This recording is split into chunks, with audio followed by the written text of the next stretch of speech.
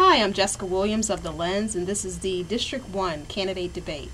The Lens is teaming up with WWNO-FM to produce these candidate debates, one for each district, to better inform readers and listeners.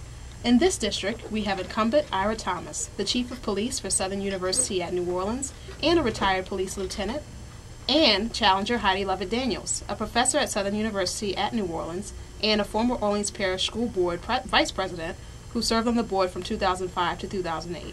Thank you both for coming out. Thanks for having me, Jessica. Thank you.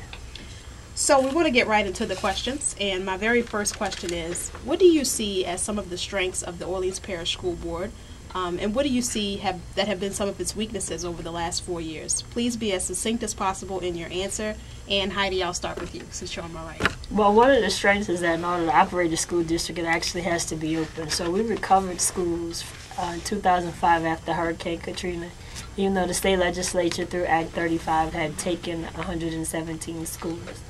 Two of the current challenges, I think, for the Orleans Parish School Board is, one, we have to hire a competent superintendent to lead the students and the parents in the direction for continued excellence and achievement. And two, we have to make sure that we have transparent policies in place that will return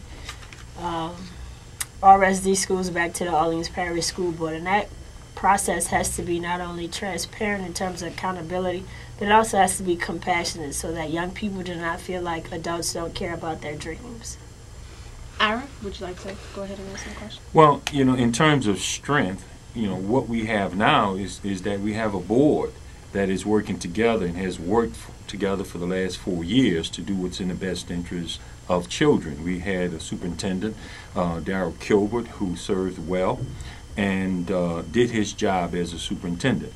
4 years ago, we didn't have that. 4 years ago, we had 5 incumbent school board members who decided to call it quits. My opponent was one of them, who walked away from the Board of Education in his city at a very critical time in our rebuilding process. So you had 5 new members to join 2 returning members, and we went to work, hit the ground as a team.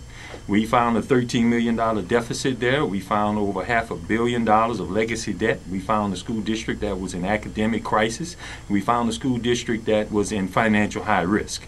So we had a lot of work to do. And so 4 years later, I'm proud to say that we managed that $500 million of legacy debt to the tune where we're saving taxpayers now $27 million. I'm proud to say 4 years later, we're number 1 in the state in cohort graduation rate. We're number 2 in the state. Again, this year, the SPS scores have come out just the other day, and we're still at 2nd place in the state in test scores and improving student achievement. So we are no longer a school in academic crisis. We're no longer a school that's in financial high risk. So those are our strengths. We have done the work when our critics said it couldn't be done. We couldn't turn it around. 5 incumbent opponents walked away from this job, and we came in and did the work. So this is a very, very strong school district now. And in terms of our challenges, it's going to be a challenge to hire the next superintendent, because Darrell Kilbert is a tough act to follow. He came in, he rose through the ranks in the school district and worked on all levels in the district, so he understood what needed to be done. And he had a board standing behind him and allowed him to do his job. So, it's going to be a challenge simply because he was such a great leader. Heidi, do you want to respond at all to the contention that, as an incumbent school board member in 2008, you decided to not run for another position or another term? For family reasons, I didn't. Everybody knows that my track record speaks for itself in terms of the number of times and the strategy that we put in place to actually go to Bessie to reopen the school board and to reopen New Orleans public schools. There wouldn't be anything to brag about today if we had not done that. And that took the sacrifice of 7 school board members as well as our families. And I understand that you have to have respect and a personal ethos that says you respect personal decisions and professional responsibilities. The public also knows that during 2005 to 2008, we had several successful federal investigations that led to the arrest and incarceration of various persons. And during that time, we also had 2 clean audits. So again, when you look at a ladder, when you look at a foundation of a house, you know that it rests on something. And so we put those tools in place where, in fact, we could have successful legislative audits, where, in fact, the public started to understand what it meant, what student achievement meant for every child in every school. And then the last thing we put in place was transparency with the charters, with Einstein, with Math and Science, Lusher, Eldridge Charter School Association. I'm not going to name them all, but we actually had them coming to student achievement meetings, and we were talking about what student achievement meant, not only for students who were in honors classes, but also what student achievement meant for students who had exceptionalities and students and families who could not understand what it meant to participate in a public school. And today we still have a growing number of homeless children and families who are unable to access this really Charlotte's Web of public education, because in their minds it should be local and accessible. So they should walk out of their home, walk to the nearest school, and have a first-class education. And currently that's not in place. And so I'm looking forward to 4 more years of making sure that that kind of accessibility and accountability returns. Well, actually, if I may respond to that, yeah. My opponent is being somewhat disingenuous. Okay, the fact of the matter is, back in 2005, when they took office, they signed this MOU with this management company called Alvarez and Marcel. And in fact, they abdicated, the board did, my opponent did, abdicated their responsibility to the citizens of this city and turned over the management of the school district to this private firm. And you know what they did after Katrina? They fired over 7,000 employees. That resulted in a lawsuit with a judgment against the school board and the state now that's going to be well over $1 billion. That's not leadership. That's not taking responsibility as an elected board member to do the job that you were elected to do. She walked away from this job in 2008 with nothing but gloom and doom for me coming in as the new board member. And we knew we were going to have challenges. And hitting the ground running, the Lower Ninth Ward, they were left out of the master plan. This is a direct result of my opponent's failure. There were 90+ millions of dollars of FEMA funding for the schools that were destroyed in the Lower Ninth Ward after Katrina. You know how many dollars that the Lower Ninth Ward got for the rebuilding of schools down there? 0. My opponent is directly responsible for that. She allowed that money to be used in other areas of the master plan. But I led the effort when I came aboard in January of 2009, along with other elected officials, including Senator Mary Landrieu, and we fought to get monies appropriated for the new Martin Luther King Jr. High School down in the Lower Ninth Ward. And so, when we talk about leadership, my opponent, she's all over the place in giving you this rhetoric, and that's all it is. But I have delivered results, and I have a proven record of delivering results for my school district in the Lower Ninth Ward, as well as in New Orleans East. Well, we can talk about this specific issue all day, but we do have plenty more things to talk about, and I want to move on specifically to what you guys will bring to the table now as Orleans Parish School Board elected officials.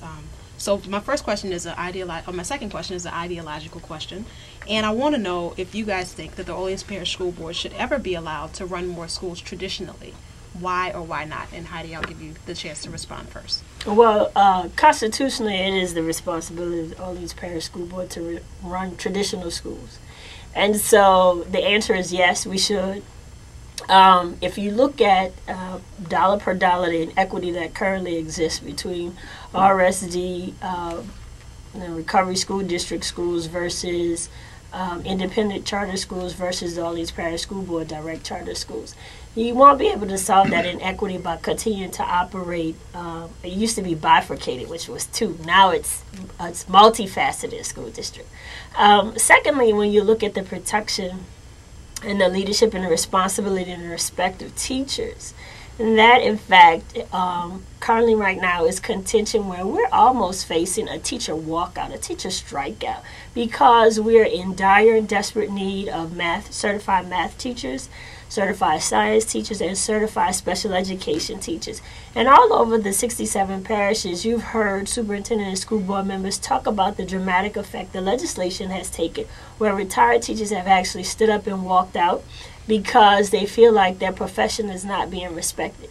And so a part of that, when you put rules, transparent rules in place where teachers feel like they can be evaluated, receive the professional development that they deserve, receive the teacher's aids that they need so that their students who are struggling the hardest can get and achieve both in math and writing and reading, then you get to a point where you say, okay, there are people in leadership who understand that this is what it takes. It takes more intervention in the classroom so that young people can be successful, so that we can reduce teacher burnout, and that collectively we can function as a first-class public school system. Ira, I posed to you the original question. Do you ever think that the Orleans Parish School Board should be allowed to run more schools traditionally? Why or why not? Well, nothing is preventing us from opening new schools. But, well, one thing is preventing us from doing that is when the state took over most of our schools, they took over our buildings as well. So we're limited in school buildings, but there's nothing that would prevent us if we had the facility of opening up additional schools. And I think we ought to do that, and I think at some point we'll get back to doing that. I can't disagree with my opponent. We agree on this one point, that what's happening and has happened is that the Recovery School District has failed in its charge of turning around those failing schools. What they've done, they've closed the school and reopened them as charters. And they continue to do that. Now, while some of their charters have been successful, and I applaud that, and I think we can have both direct run schools and charters, but where we are today, for example, Schaumburg is a school in my district that was a failing school. The RSD has failed to turn it around, and parents got letters just a couple of months ago that the school is closing. So here again, another neighborhood school, direct run school, is going to be shut down and done away with. And what happens to the students, they're scattered, like cattle, and parents have to now search for a school to send their children with. I didn't have that problem as a student going to school. I knew what elementary school I was going to, what middle school I was going to, and I knew what high school I was going to. At least we had some choices in terms, even back then, in what high schools we were going to go to. So we have gotten away from that, so children don't know where they're going to be from year to year in the schools and in the RSD. And so I'd like to see, the continual proliferation of charter schools, slowed down so that we can focus on those direct run schools. And I've reached out to the RSD and said, hey, let us, the OPSB, come in and work with you to address some of those concerns so that we can bring some resources in to help save those direct run schools. So for those of you just joining us, we're sitting down with Ira Thomas, the incumbent for District 1, and Heidi Daniels, the challenger for this district. Thank you so much for tuning in today. And I want to move to a next question that I had, which actually plays off of some of the things that you were talking about in terms of just what have been some of the struggles with the charter school movement, with schools closing and then reopening under different names, and the kind of confusion that goes along with that for parents. And maybe you want to continue to elaborate off of this, Ira, and then I'll allow Heidi to say what she thinks have been some of the weaknesses of the charter school movement versus what have been some of its strengths. If you want to continue to talk about maybe that challenge or maybe other challenges that you've seen in the charter school movement, Ira? Well, we have a large number of charter schools in this city. We have 12 in Orleans Parish School District. Many of the charter schools have been successful and they've done well. And the whole idea was supposed to provide parents with choice. But if you talk to parents in my district, they'll tell you, that their children aren't going to the school of their choice. They're going to some secondary choices, and so they're not able to get their children in the school of their choice. Now, I get complaints from parents of special need kids, and they'll say that, hey, the charters turn away my child because they can't meet the needs of my child. In Orleans Parish, in our school system, we don't, our direct run schools, we don't have that option, and so we take all children as they come. And so that's been an issue that I've had with our charter schools, that, hey, take whatever child comes to the door, and develop an IEP for that child and educate them. What do you think have been some of the charter movement's strengths, just to keep the conversation flowing? Well, I think one strength that they have is that they have autonomy. So they can do their own hiring, their own firing, they report to their own boards, and so they can move things along rather quickly than a larger board such as the Orleans Parish School Board. So they have performed well in those areas. So I applaud them for that. It's just a longer process within the New Orleans public school system to achieve those things. Heidi, what do you think have been some of the charter school movement's strengths and its weaknesses? You can start with the strengths first. Two of the strengths might have been publicity and the galvanization of parent support. Two of the larger strengths have been organization around teacher accountability, and you have teachers who have 30 years getting paid less than teachers that have 5 years. You have teachers who do not understand what promotion looks like within their own school or the system of schools. You have teachers who are operating on 10-month contracts with no evaluation, no recommendations, no feedback as to whether they will continue their employment the following year, or how they can improve, or where they can go. And at the bottom of it all, and the bottom and the top of it all, you don't have real student achievement. So you don't have it in a 1-year period or even over a 3-year period. What you do have is a revolving door of leadership who they're unable to pay for teacher retirement, they're unable to pay for building repairs, they're unable to pay for teacher pay raises, which is certainly unfair and not what they promised to do when they decided to charter themselves. A lot of your answers have been centered around teachers, and that also ties into one of my next questions. I want to know, just specifically since Orleans Parish has come back after Katrina, there has not been room or even a discussion of bringing back the collective bargaining agreement with the teachers union. And I just want to know, maybe you can give me some of your ideas, Heidi, on, do you think that it should be brought back? Under what terms? Do you think that there's ever room for something like that to come back in a system where it's all choice? We actually had on the table, and it was vetoed. We didn't get 4 votes. So we did review the collective bargaining agreement, and it was the skinniest bargaining agreement that the state of Louisiana ever had. And it basically just said that teachers had a right to be represented when they felt like they were being misused or mistreated in the building because your principal didn't like you, or you might have been abused by a student. And that document was not approved. So the first answer is yes, collective bargaining should come back on the table, because right now teachers have no representation. They could actually, as in the case of Cohen, be fired right on the spot with no repercussion, with no voice, with not an opportunity to appeal and represent themselves in a professional manner. And so there are 2 aspects that make up a public school system: their children and their teachers. Without either one, you don't have a school system. And certainly we have gone far too long in taking advantage of and not treating our teachers well in that regard, because they should be protected just like electricians and pipe fitters and plumbers.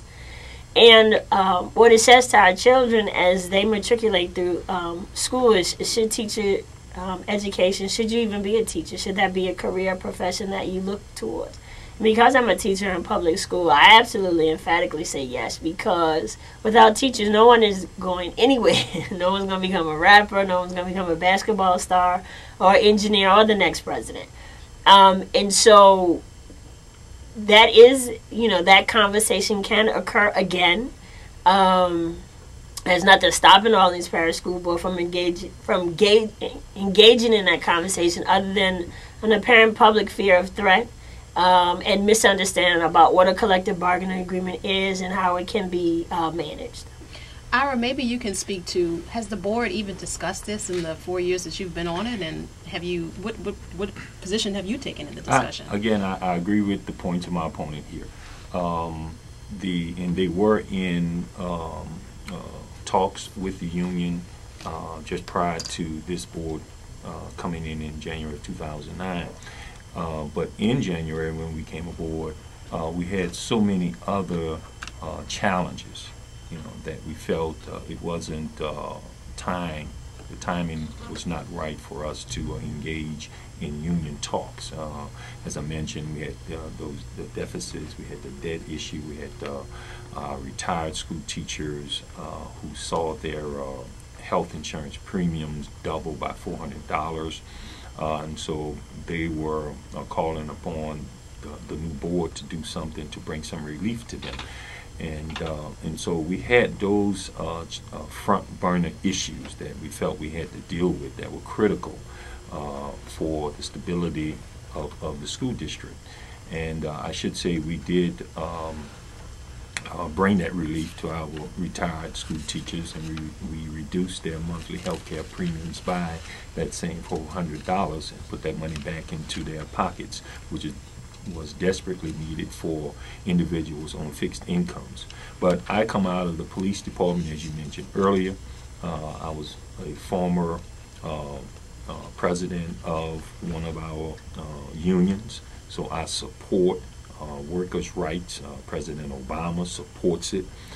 It's important, as my opponent said, that workers have security, and that security is simply to afford them some redress to issues that they have during their employment, and some safeguards. And so I support that. But the board did not feel at the time that was an important, well, not important, but one of the front burner issues facing the board at the time.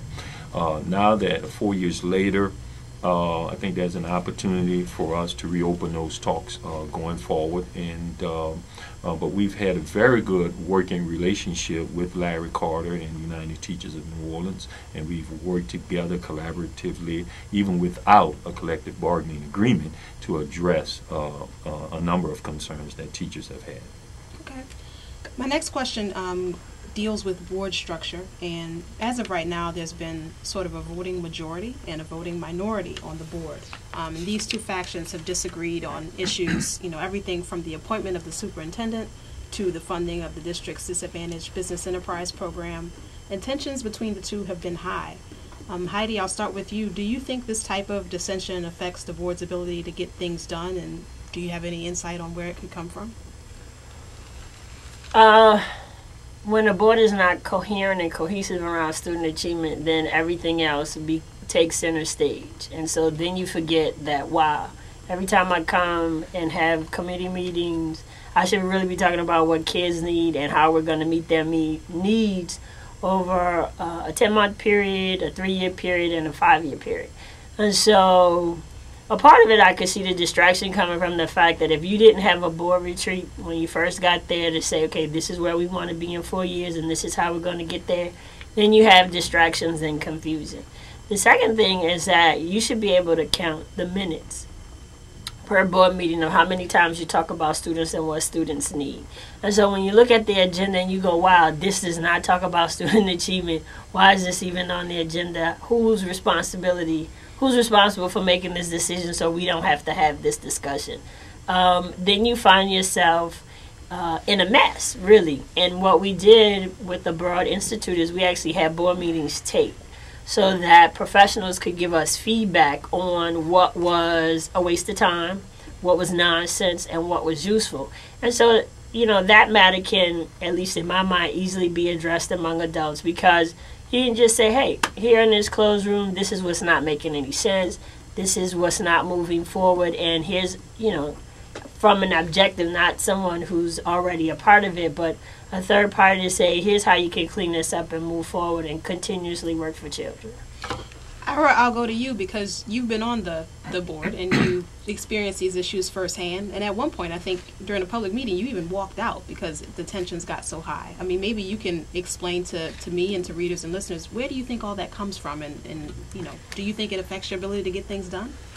Oh, let me say this. The Orleans Parish School Board, just like any public boards, you know, the city council, the legislature, you know, you're going to have some disagreements from time to time.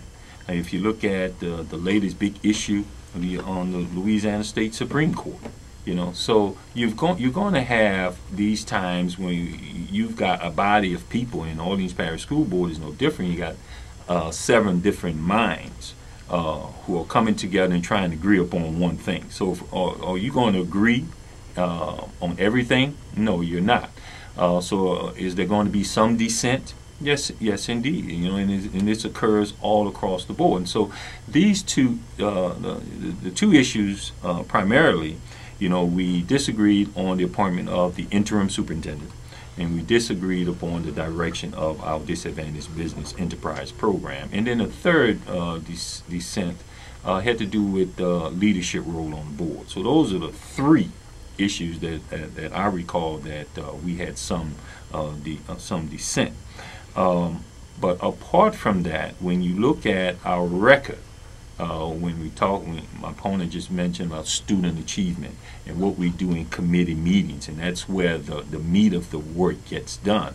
And when you look at the voting record, you'll see it's almost always been unanimous. So we come together when we talk about the management of the board, when we talk about student achievement, what's best for children, there's no disagreement there. We've come together, and we did have a retreat early on when we came. We set priorities, and I mentioned earlier that we decided not to focus on the collective bargaining thing. So we set the priorities. Collective bargaining was not one of those priorities, and we all were in agreement with that. So we understood going forward in our turn what we needed to do, and so if you go back, you check the record, you'll see that, hey, this board does work together. That's why we've achieved all that we have in just 4 years. When critics said, you know, you weren't going to do it, you know. So we do get along, but there are times, you know, just like in any governing body, you know, you're going to have some issues that are going to be challenging for some board members and for the board as a whole. And those were the 3 areas. But I think overall, you know, we've kept it together, and we've made sound decisions that continue to move our school district forward. It's interesting that you focus now on the policy aspect of it. Now, before, as we've talked throughout the year, I've covered these board meetings frequently, and you mentioned that some things you felt were racial. Is that, I mean, has that still been a concern, or is that something that now you don't stand by that anymore? Oh, I still stand firm on it. I think that this board was racially divided when it came to leadership role. I mean, again, you check the record. You know, and I was very, very vocal about that. I didn't mince my words then, and I won't mince my words now. You know, that the vote for the leadership was made solely along racial lines, and so that is something. When you say leadership, are you speaking of the appointment of the president, or the appointment? Yeah, there are 2 leadership roles on the board, principally as president and vice president, and so, you know, we certainly have to deal with that going forward, because in January we'll be electing new leadership. Will it be an issue then? I don't know. I hope not. Hope that you know, the board that goes forward will have that level of respect for one another, and recognizing that we all bring something different to the table, but collectively, you know, we can work together as we have in the past 4 years, despite those differences, you know, to move the school district forward. Okay. In terms of what makes you different from your opponent, this is your chance to kind of go forward and just talk about, basically to the voters, talk to them directly and tell them what sets you out and what makes you stand apart. And Heidi, you have the floor. Well, 3 things set me apart. 1, I'm a teacher in public school. So you can't fake those credentials that I have, nor the wonderful experiences that I've had. because I'm actually there in the front lines, participating in student achievement and student development and having a good time. I teach math.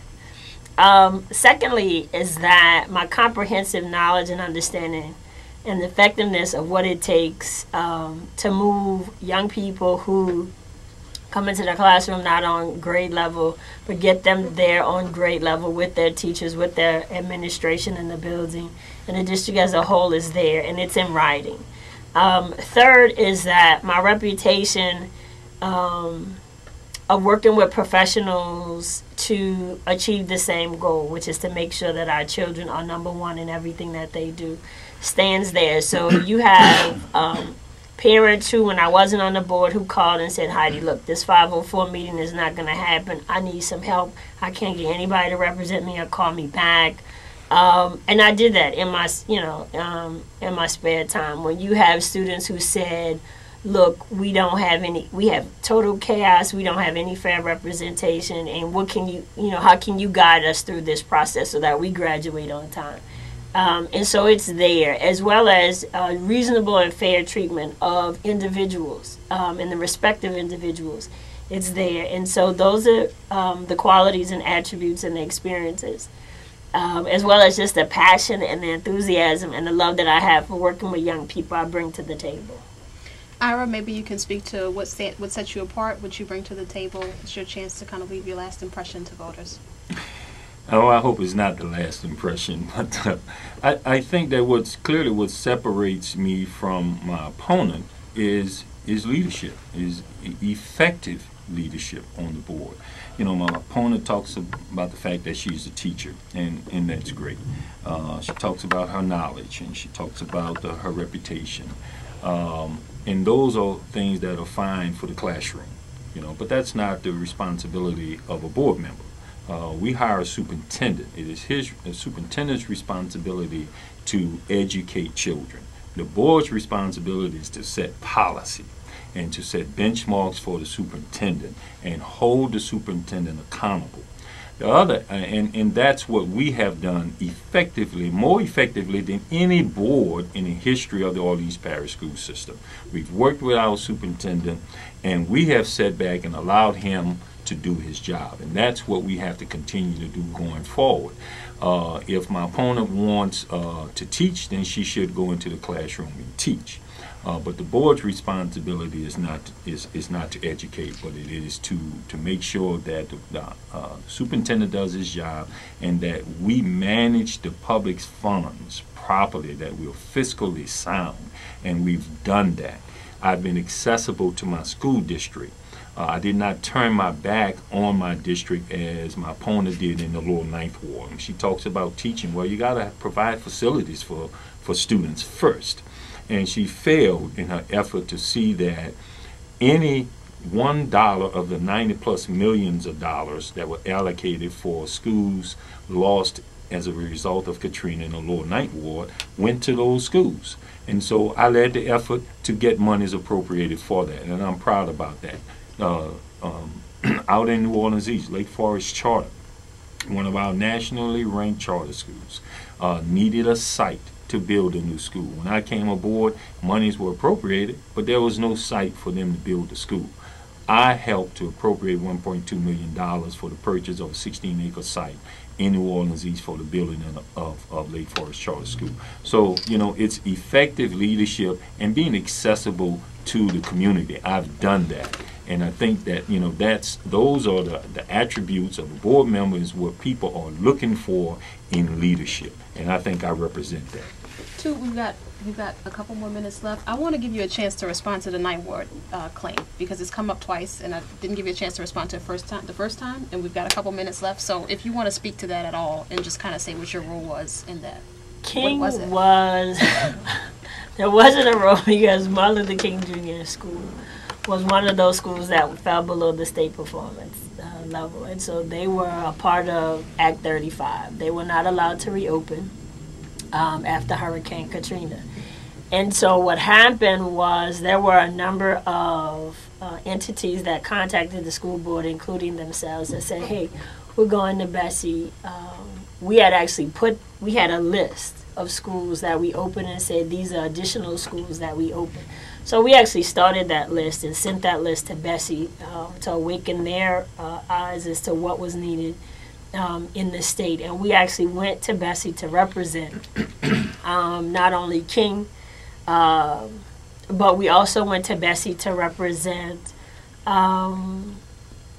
the school, I forgot the name, it was in the Lakeview area. So it was about 5 different schools all over the city that we actually went to Bessie to represent and said, okay, here's what we have to offer and here's how we can help. And Bessie was so chaotic at the time, both in terms of its own infrastructure and its leadership, that they said, okay, we're going to figure this out. We're going to help you. When you look at what the population requires and what we need to support, now you're looking at student performance scores from King, because it expanded from a K-8 now all the way to K-12.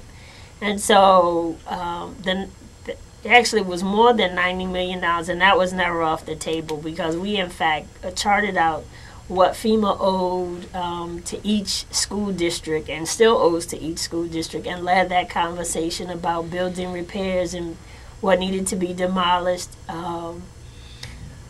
That, you know, but I understand the how it sounds, you know, and what it looks like. But factually, that's how it all got started before I left the board.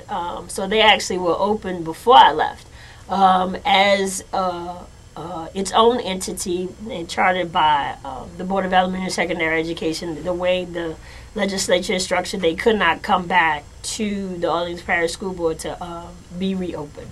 So, you know, and those students, as well as the residents in that neighborhood, are keenly aware of how the events played out, about the legislation and everything. And so when people even come to me and ask me, they're like, Heidi, you just gonna, what are you going to say? I'm going to say, well, you remember history, and history speaks for itself. So there's no such thing as who didn't show up and who didn't say what, because it's all recorded.